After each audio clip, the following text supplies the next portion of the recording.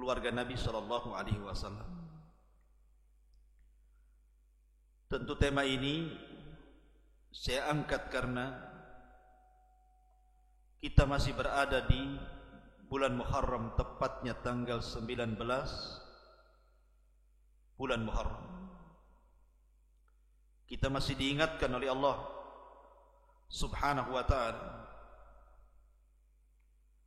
akan keluarga Nabi sallallahu alaihi wasallam, bahwa keluarga Nabi sallallahu alaihi wasallam adalah keluarga yang sudah dibersihkan. Bahkan diingatkan oleh Nabi sallallahu alaihi wasallam dalam sabdanya, "Udzakirukumullahu fi ahli baiti." Aku ingatkan kalian dengan keluarga. Dan mencintai keluarga Rasul adalah mencintai Nabi sallallahu alaihi wasallam. Sedangkan membenci keluarga Rasul sama saja dengan membenci Nabi sallallahu alaihi wasallam. Saya ingin menceritakan tentang kisah terbunuhnya Husain. Tetapi saya ingin berkisah soal peperangannya saja, bukan mengkisahkan dari awal sampai akhir. Ketika Husain ibn Ali radhiyallahu an sampai di Kufah, kemudian dia tahu bahwa dia sedang dikepung oleh orang-orang Kufah, dan dia melihat orang-orang yang mengundang dirinya untuk dibaiat belakangan berbalik justru gabung dengan tentara Ubaidillah ibn Yazid untuk membunuh dirinya. Maka ketika itu dia melihat kepada pasukan dia yang sedikit, yang hanya berjumlah 30 orang saja, lebihnya keluarga dia, terdiri daripada anak-anak kecil, istri-istri, kerabat-kerabat, keponakan-keponakan, dan begitu seterusnya. Kata Husain kepada pasukan, "Pulanglah kalian ke Madinah. Ini bukan lagi urusan kalian." Tetapi tentara-tentara Ansar yang dibawa oleh Husain mengatakan, "Wailakum ya imam, celaka engkau wahai imam. Mana mungkin kami pulang ke kota Madinah, kemudian anda terbunuh, terbantai, sementara kami selamat? Kami akan tetap bersama." Ma'asyiral muslimin yang dimuliakan Allah Subhanahu wa ta'ala, akhirnya kemudian setelah Husain ibn Ali radhiyallahu anhu berhadap-hadapan dengan 5.000 pasukan, yang 1.000 dipimpin Hur ibn Yazid At-Tamimi, dan yang 4.000 dipimpin oleh Umar ibn Sa'd ibn Abi Waqqas. Tetapi Hur kemudian membelot dan membela Husain ibn Ali. Akhirnya betul-betul terjadi peperangan yang disebut dengan Perang Karbala. Pertama yang maju adalah putranya Husain yang bernama Ali Al-Akbar. Dia meminta izin kepada ayahnya untuk membelanya. Kemudian dia menyenandungkan syair di hadapan musuh-musuh ayahnya, para pengkhianat Kufah, dan mengatakan, "Nahnu ahlul bait aqrabu minkum bin Nabi sallallahu alaihi wasallam." Kami keluarga Rasul lebih dekat kepada Nabi dibandingkan kalian. Kemudian Ali Al-Akbar pun maju ke pertempuran. Akhirnya kemudian dia mati syahid, dan Husain menyaksikan bagaimana putra sulungnya dibantai dengan pasukan Ubaidillah ibn Ziyad. Tidak cukup sampai di situ. Salah satu putra Hasan yang wajahnya mirip dengan Nabi sallallahu alaihi wasallam, kemudian dia pun meminta izin kepada kepada Husain ibn Ali untuk ikut berjihad. Ali melarangnya, tapi dia tetap juga nekat, ikut juga dia berjihad. Kemudian dia masuk dalam pertempuran, kemudian kepalanya terluka, dan sebelum matinya dia berteriak, "Wa ummah." Ma'asyiral muslimin yang dimuliakan Allah Subhanahu wa ta'ala.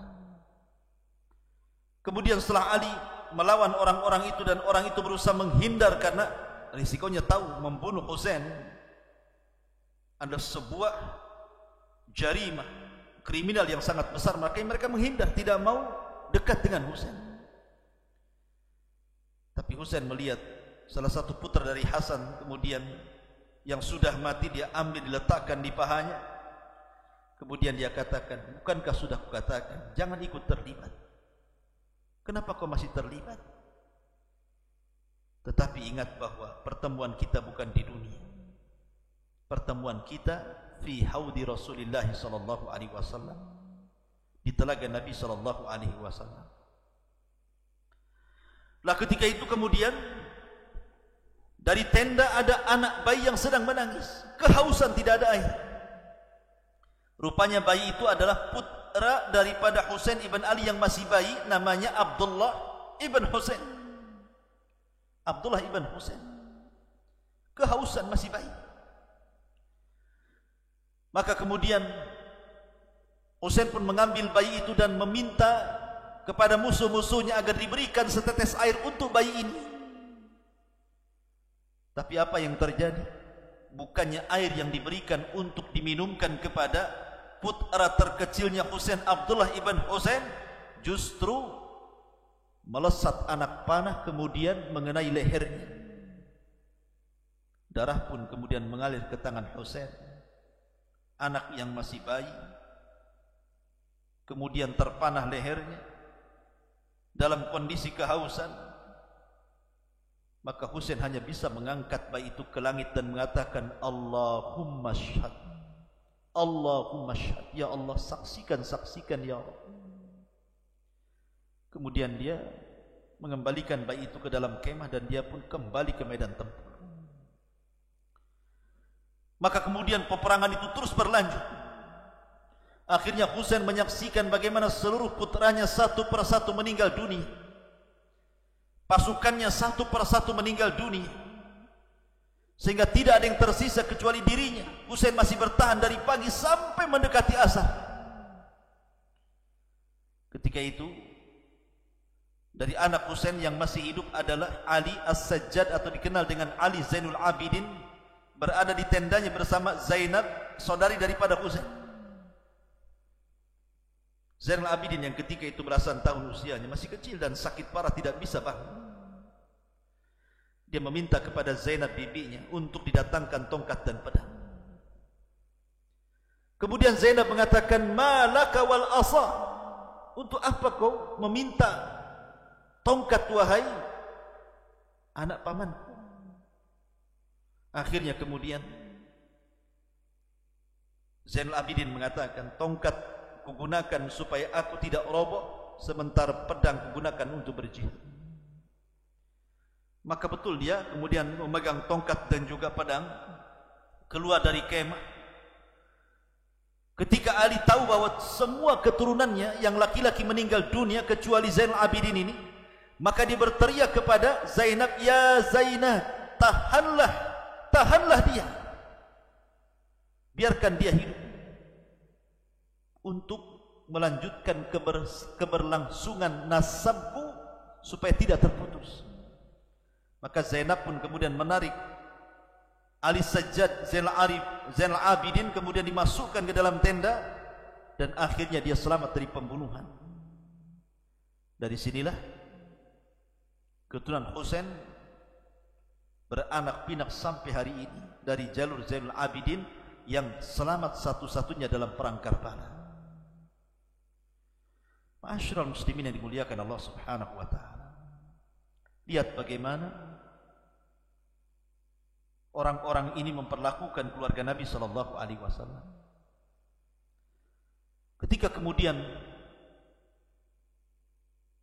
manusia tidak ada lagi yang menolong Husain ibn Ali karena sudah meninggal dunia dan dia sendirian melawan 5.000 pasukan. Dia pun dikepung, tapi yang mengepung tidak berani membunuhnya. Hanya menyabet tangannya, menyabet kakinya, karena mereka tahu jarimahnya. Sampai ketika Husain terluka kakinya, kemudian dia pun tersungkur duduk tetapi masih mengayunkan pedangnya. Dan orang tidak berani menusuk Husain sampai mati. Sehingga datanglah Syammar ibn Dijaisan mengatakan kepada manusia, kenapa kalian tidak membunuh Husain? Bunuh saja dia. Akhirnya Sinan ibn Anas min ashqal kaum, dari orang yang paling buruk dari kaum, kemudian memukul kepala Husain sehingga tumbang, disusul dengan Syammar ibn Dijaisan, kemudian memotong lehernya, memisahkan kepala dari badannya. Ketika itu kudanya Husain yang lari menuju tendanya, para ummahatul, istri-istri daripada Husain, Hasan ataupun kerabatnya, mendengar ada suara langkah kaki kuda, disangkanya Husain selamat. Maka salah satu putri Husain namanya Sakinah bintu Husain keluar tenda, rupanya kuda itu tanpa penunggang. Kemudian dia melihat dari kejauhan jasad ayahnya sudah tidak berkepala lagi. Maka berteriaklah Sakinah ini dan mengatakan, wa Husainat, wa Husainat, wa abatah, wa abatah. Ketika mendengar teriakan itu, maka wanita-wanita dalam tenda ikut menangis dan mengatakan, wahai Husain, wahai ayah kami, wahai paman kami, wahai sayyidat, wahai pemimpin kami. Sampai akhirnya ketika perang itu usai, maka wanita-wanita pun ditahan, termasuk juga Zainal Abidin yang sakit, dibawa ke tempatnya Ubaidillah ibn Ziyad, dan pasukan membawa kepala Husain tanpa badan. Kata Ubaidillah ibn Ziyad kepada Zainab, lihat Zainab, alhamdulillah, segala puja dan puji hanya milik Allah yang telah memenangkan perang untuk kami kepada kalian. Dibalas oleh Zainab, alhamdulillah alladzi qad atammallahu ala rijalina bisyahid. Dan kami juga sangat memuja Allah yang telah menyempurnakan laki-laki kami telah menjadi syahid, berbeda dengan kalian para pengecut. Akhirnya kemudian kepala Husain dan keluarga Husain dibawa ke Syam, dihadapkan kepada Yazid ibn Muawiyah. Bukannya senang Yazid, justru mengutuk pembunuhnya. Dan dia mengatakan, demi Allah, kalaulah aku berada di lokasi itu, kemudian Husain meminta sesuatu, pasti aku akan beri. Maka kemudian istri-istri Husain, kemudian anak-anak wanitanya, kerabatnya dimuliakan oleh kerabat Yazid, sampai akhirnya diberikan hadiah dan dipulangkan kembali ke kota Madinah. Ma'asyiral muslimin, tiba-tiba kemudian orang-orang Syiah, orang-orang Kufah yang mengaku sebagai loyalis Ahlul Bait, menuduh ahli sunnah yang melakukan pembunuhan ini. Padahal mereka yang merencanakan, mereka yang mengundang, dan mereka pula yang membunuh. Ma'asyiral muslimin yang dimuliakan Allah Azza wa Jalla, lihat nasib para pembunuh Husain. Selang saja terjadi kejadian pembantaian ini, karena orang-orang Kufah itu kan terbagi menjadi tiga, maksudnya orang-orang yang mengundang Husain dari Madinah ke Kufah ini terbagi menjadi 3 kelompok. Kelompok yang pertama, kelompok para pengkhianat bergabung dengan tentara Ubaidillah ibn Ziyad. Kelompok yang kedua, mereka tidak mau ikut campur, mereka tinggal di rumahnya. Kelompok yang ketiga mendukung Husain tapi tidak bisa apa-apa. Para pendukung Husain inilah yang kemudian belakangan disebut pasukan Tawabin, dipimpin Mukhtar ibn Ubaid al-Thaqafi. Dialah yang membunuh Ubaidillah ibn Ziyad atas nama darah Husain, membunuh Syammar ibn Dijaisan, membunuh Sinan ibn Anas yang berani-beraninya menumpangkan Husain dan memenggal kepalanya. Al-jaza'u min jinsil amal, balasan itu disesuaikan dengan amalan. Tetapi kemudian belakangan Mukhtar ibn Ubaid al-Thaqafi mengaku Nabi, kemudian dibunuh oleh tentara Abdullah ibn Zubair radhiyallahu anhu. Begitulah kisah tentang kisah yang memilukan dari keluarga Nabi sallallahu alaihi wasallam. Mudah-mudahan ada manfaat dan bisa menjadi pengetahuan. Subhanaka bihamdika asyhadu an la ilaha illa anta astaghfiruka wa atubu ilaik. Allahu ta'ala alam. Assalamualaikum warahmatullahi wabarakatuh.